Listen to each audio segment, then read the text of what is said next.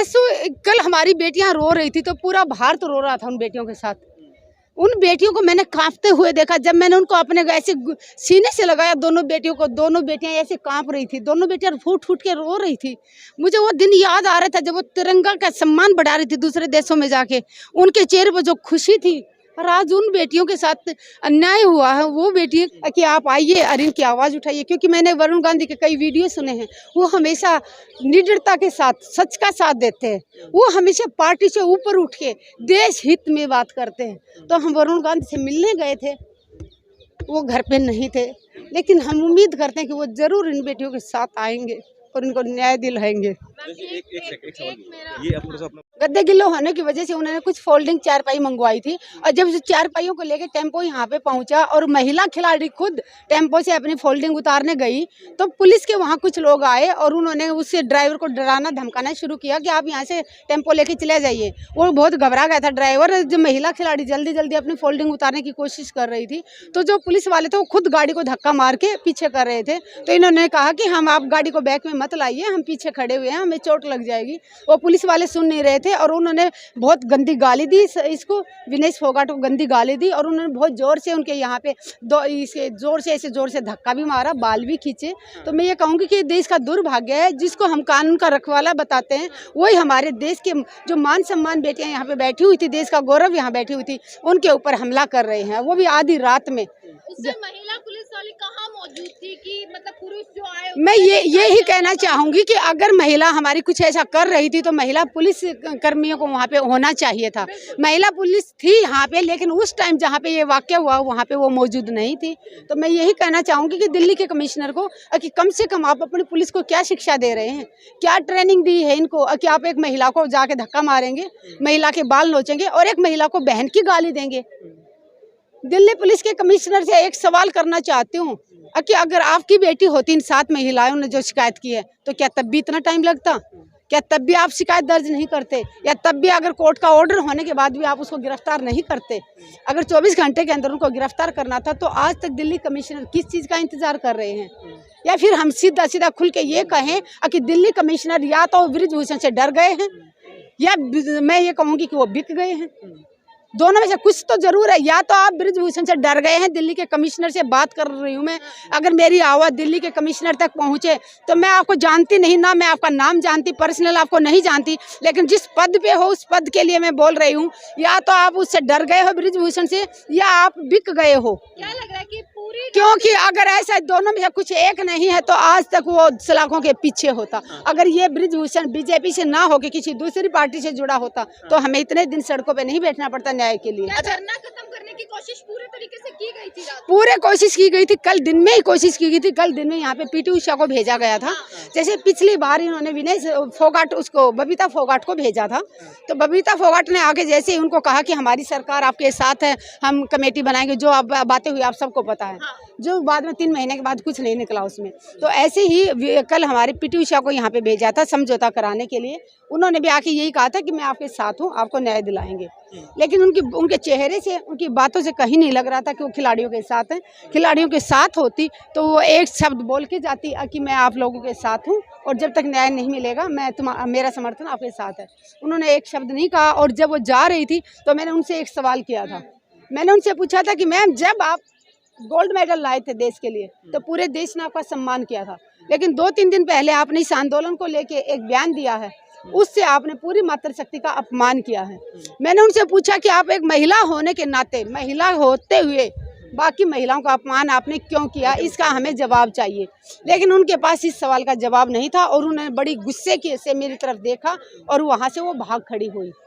वहाँ ना उनको किसी ने धमकी दी थी, ना किसी ने अभद्रता की थी, ना हमने उनको टच किया था। इतना दूर खड़े होके मैंने उनसे सिर्फ सवाल किया था, लेकिन मेरे सवाल का जवाब उनके पास नहीं था, इसलिए वो खुद अपने आप को बचाती हुई छुपती वहाँ से भागती नजर आई।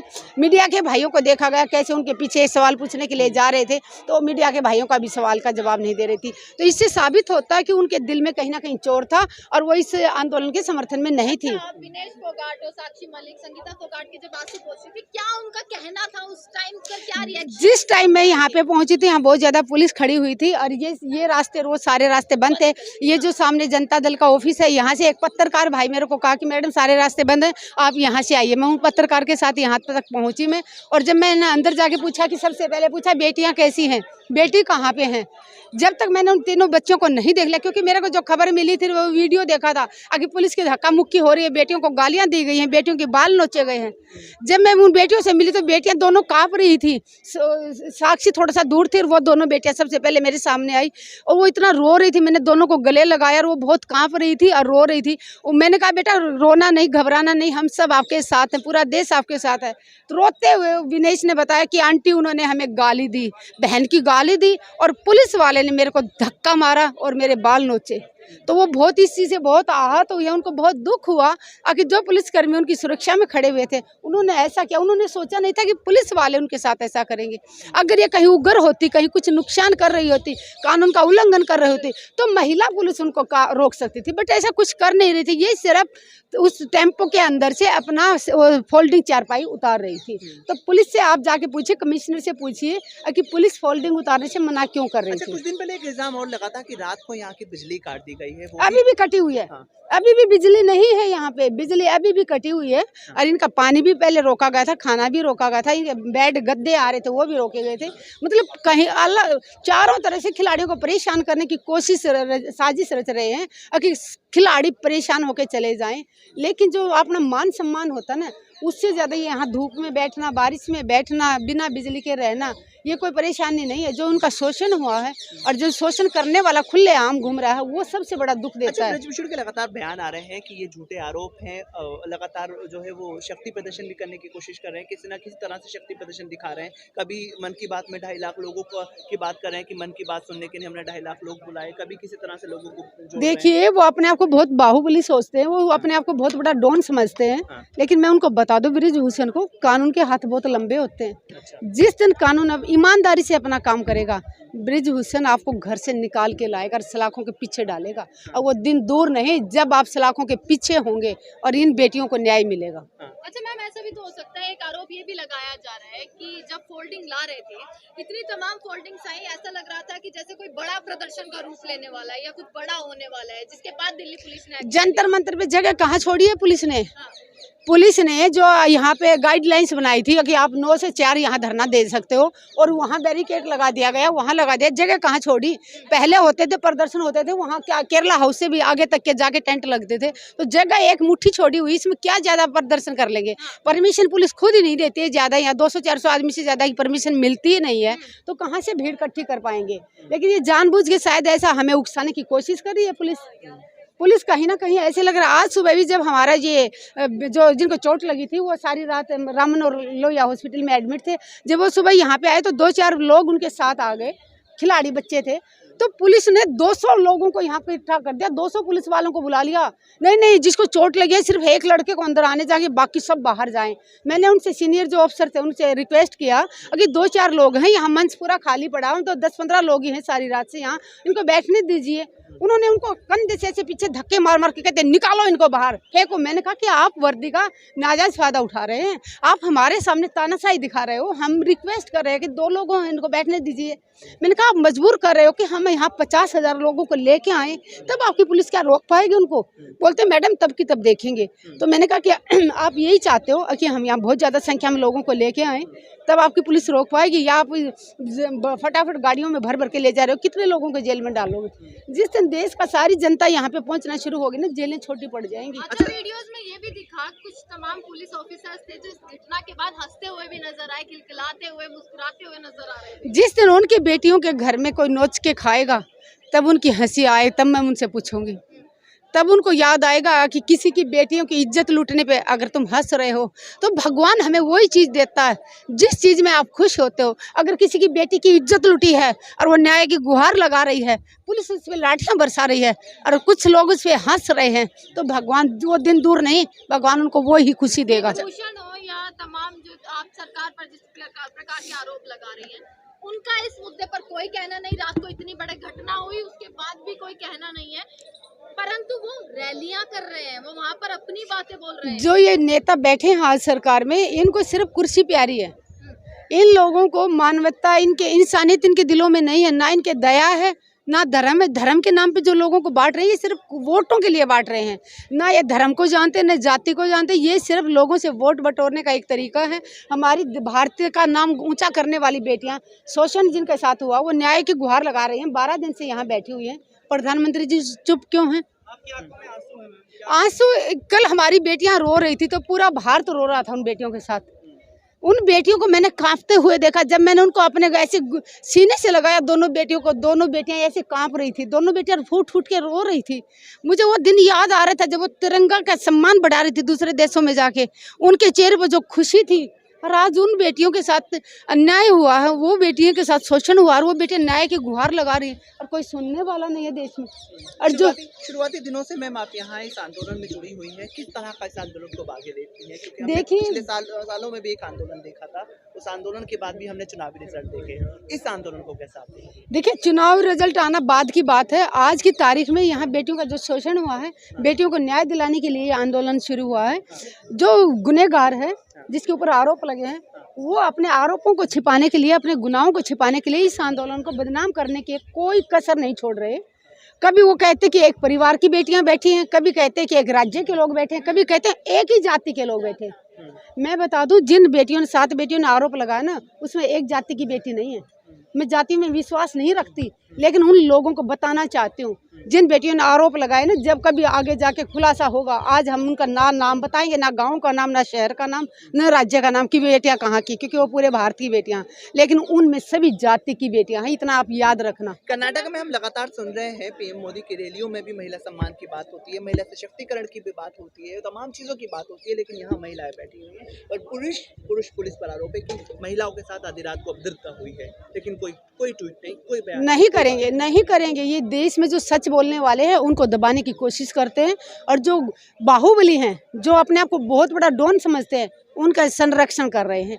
पुलिस के अधिकारी से मैं कई बार बोल चुकी हूँ, मैं उनको पर्सनल नाम दो, मैं उनका नाम जानती हूँ, जो कमिश्नर हैं दिल्ली पुलिस के, और ना मैं उनको चेहरे से जानती हूँ, लेकिन जिस पोस्ट पे बैठे हैं मैं उससे कहना चाहूँगी कि जितना जल्दी हो सके आप संज्ञान ले लें, और ना वो दिन दूर नहीं जब मातृशक्ति आपके घर में आके आपसे ये सवाल करेगी कि आपने FIR दर्ज तो नहीं की थी। वो तो सुप्रीम कोर्ट ने करा दी, लेकिन 24 घंटे के अंदर उनको गिरफ्तार करना था, तो आपने आज तक उनको गिरफ्तार क्यों नहीं किया? एक सवाल मैम ये उठता है कि एक आंदोलन किसान आंदोलन था जब राकेश टिकैत के आंसुओं ने जन सैलाब ला दिया। विनेश फोगाट तमाम खिलाड़ियों के आंसू कितना जन सैलाब ला पाएंगे, या जंतर मंतर पर अभी भी देख रहे होंगे कि कितने लोग यहाँ पर जन सैलाब आ रहा है। रात को यहाँ इतने ज़्यादा संख्या में लोग पहुँच गए थे, बैरिकेड लगा के उन लोगों को हमारे तक पहुंचने नहीं दिया गया। हम 20-22 लोग यहाँ पे अंदर बैठे हुए थे, हमारे तक नहीं पहुंचने दिया गया। जितने बसों में भरते गए और उनको उठा के ले जाते गए, लाठियां बरसा रहे थे। यहाँ मेरे सामने बैरिकेड से कुछ हमारे भाई, किसान भाई भी थे, यहाँ जंप करके यहाँ आ रहे थे, उन पर डंडे मार के और उनको बस में डाला गया। तो ये तानाशाही सरकार है, लोकतंत्र खत्म हो गया है। अगर कोई खाली हाथ, अगर बेटियों के साथ अत्याचार हुआ, पुलिस ने लाठियां बरसाई है, अगर उनके परिवार के लोग उनसे मिलना चाहते हैं, हम पूरी रात यहाँ 20-22 लोग बैठे थे और 4 पुलिसकर्मी थे, ये अपने मीडिया के भाई यहाँ पे बैठे हुए थे, बाकी किसी को इन्होंने हमारे पास नहीं आने दिया। यहाँ तक कि सुबह जब साक्षी के पिता यहाँ पे आए, 2 घंटे साक्षी के पिता वहाँ बाहर खड़े रहे। वो चाय बनवा के लाए थे, गांव से, घर से आए थे, 2 घंटे वहाँ खड़े रहे। साक्षी यहाँ से गई और साक्षी ने जाके भी बहुत देर तक कोशिश की, तब उसके बाद जाके उनको अंदर आने दिया गया। जब तक ये अपनी स्वाति महिवाल जब तक यहाँ नहीं आई, उससे पहले किसी पत्रकार को भी अंदर नहीं आने दिया। 4 पत्रकार हमारे यहाँ बैठे हुए थे, एक 9 भारत का और उनका दूसरे का ANI वाला, और 4 लोग थे, 2 कैमरामैन और 2 रिपोर्टर। चारों बेचारे कल सुबह से यहाँ बैठे हुए थे, सारी रात से यहाँ बैठे हुए थे, वो भी सोए नहीं थे, सारी रात हमारे साथ ऐसे ही बैठे हुए थे बेचारे। वो चाह रहे थे कि मैडम हम घर जाना चाहते हैं, चेंज करना चाहते हैं अपनी ड्यूटी, बट जो हमारे पत्रकार जो वहाँ खड़े हुए हैं बाहर की साइड, जो आके हमें छोड़ेंगे, रिलीज करेंगे, पुलिस उनको अंदर नहीं आने दे रही है। जिस देश में पत्रकारों को इतनी आज़ादी नहीं है कि वो कहीं जाके कहीं रिपोर्ट दर्ज कर ले, तो आप समझ सकते हो ना कि देश कितना गुलाम हो चुका है। मतलब किसका गुलाम हो रखा है, ये ध्यान देने वाली बात है। कहीं ना कहीं बृजभूषण एक इतना शक्तिशाली आदमी है कि सरकार, प्रधानमंत्री जी भी उसके सामने नतमस्तक हैं। प्रधानमंत्री जी की हिम्मत नहीं हो रही है ट्विटर पे एक लाइन लिखने की, अगर बेटियों ने शिकायत की तो हम निष्पक्ष जांच करेंगे और हम बेटियों के साथ हैं। ऐसा फर्ज बनता है, ड्यूटी बनती है प्रधानमंत्री जी की। जिन बेटियों के प्रधानमंत्री जी ने कहा था कि ये तो मेरे परिवार की बेटी है, प्रधानमंत्री जी ने कहा था कि ये भारत का गौरव है, तो आज प्रधानमंत्री जी कहाँ घोड़े बेच के सो रहे हैं? क्यों आंखें बंद करके बैठे हैं प्रधानमंत्री जी? क्या बेटियां ये झूठ बोल रही हैं? जो लोग आरोप लगा रहे हैं राजनीति हो रही है, मैं पूछना चाहती हूँ क्या इन बेटियों को अगर किसी राजनेता पार्टी में जाना होता सबसे पहले बीजेपी वाले ऊपर देते इनको, सबसे पहले बीजेपी वाले बुलाते। इतने बड़े बड़े नॉन चेहरे हैं, इनको किसी के पार्टी में जाने के लिए यहाँ भूखा मरना, जंतर मंतर मच्छरों में सोना, बिना लाइट के, इतने गंदे गंदे वॉश टॉयलेट है उनमें जाना, आप एक मिनट नहीं खड़े हो सकते, वहाँ बेचारे इस्तेमाल कर रहे हैं। तो इनको किसी ऐसे धरने देने की जरूरत नहीं थी। किसी राजनीति पार्टी में जाना होता तो पार्टी वाले इनको खुद बुलाते। इतने जाने माने चेहरे हैं, पार्टी वाले तो भाग भाग के बुलाते हैं इनको। लेकिन इस आंदोलन को बदनाम करने के लिए राजनीति का इल्जाम लगा रहे हैं। अगर यहाँ अब मैं पूछना चाहती हूँ कि स्मृति ईरानी को मैं बहुत बार बोल चुकी कि कम से कम ट्विटर पे एक आप लाइन लिख दीजिए, स्मृति ईरानी जी आप एक महिला हैं, एक पार्टी की नेता हैं और एक बेटी की माँ भी हैं। तो बेटी की माँ होने के नाते, एक महिला होने के नाते उनका भी फर्ज बनता है बेटियों के समर्थन में आए। यहाँ नहीं है आ सकते तो ट्विटर पे लिखिए कि बेटियों ने जो शिकायत दर्ज की है हम उसकी निष्पक्ष जांच कराएंगे। अगर आरोप सिद्ध होते तो बृजभूषण को जेल भेजेंगे और हम देश की बेटियों के साथ हैं। तो स्मृति ईरानी ऐसा नहीं कर रही है, प्रधानमंत्री जी भी हमारी रिक्वेस्ट नहीं सुन रहे हैं। अगर दूसरे लोग यहाँ पे आ रहे हैं, अगर वो किसी पार्टी से संबंध रखते हैं या किसी एनजीओ से रखते हैं या कोई किसान संगठन से है तो उसमें क्या नुकसान क्या है, मैं पूछना चाहती हूँ। अगर प्रियंका गांधी यहाँ पे आती है तो उसमें पार्टी का क्या रोल था? प्रियंका गांधी एक महिला होने के नाते यहाँ समर्थन करने आई है। अगर स्मृति ईरानी आके यहाँ पे समर्थन करने आए तो हम ये नहीं कहेंगे कि आप क्यों आए। हम तो चाहते हैं कि यहाँ ज़्यादा से ज़्यादा महिलाएं आएँ और खासकर जो बीजेपी सरकार में बैठी है उन महिलाओं से भी मैं कहना चाहूँगी। हम तो वरुण गांधी से भी अनुरोध किया था, वरुण गांधी के घर भी गए थे हम 5-6 लोग मिलने कि आप आइए और इनकी आवाज़ उठाइए, क्योंकि मैंने वरुण गांधी के कई वीडियो सुने हैं। वो हमेशा निडरता के साथ सच का साथ देते हैं, वो हमेशा पार्टी से ऊपर उठ के देश हित में बात करते हैं। तो हम वरुण गांधी से मिलने गए थे, वो घर पे नहीं थे, लेकिन हम उम्मीद करते हैं कि वो जरूर इन बेटियों के साथ आएंगे और इनको न्याय दिलाएंगे। खबरों में बने रहने के लिए फोरम 4 को सब्सक्राइब करें और नोटिफिकेशन पाने के लिए बेल आइकन दबाएं।